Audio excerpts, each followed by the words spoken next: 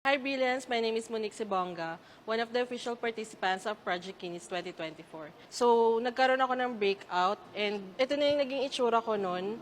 And hindi ako nawawala ng face mask, pero dumating pa rin sa point na kahit naka-face mask ako, talagang umapaw talaga yung pimples ko all over my face.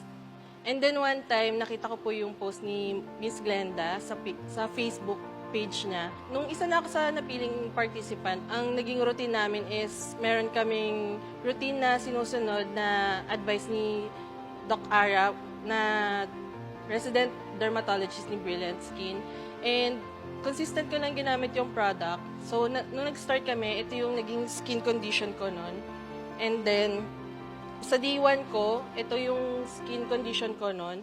As in, sobrang dami ng acne breakouts sa face ko and may mga dark spots din. Sa week 5 to week 6 ko, nagkaroon ako ng skin purging, pero consistent ko pa rin ginamit si Brilliant Rejuve Set. And hanggang sa nawala na yung mga pimple marks ko at unti-unti na rin nag-fade yung red marks ko. And as you can see, ito na po yung recent skin condition ko ngayon, as in road to clear skin na po talaga. And kung isa man kayo sa mga nakakaranas gaya ko ng acne breakouts, huwag kayong mawawala ng pag-asa kasi meron talagang tamang products na pwede natin gamitin para tama yung maging result sa ating face.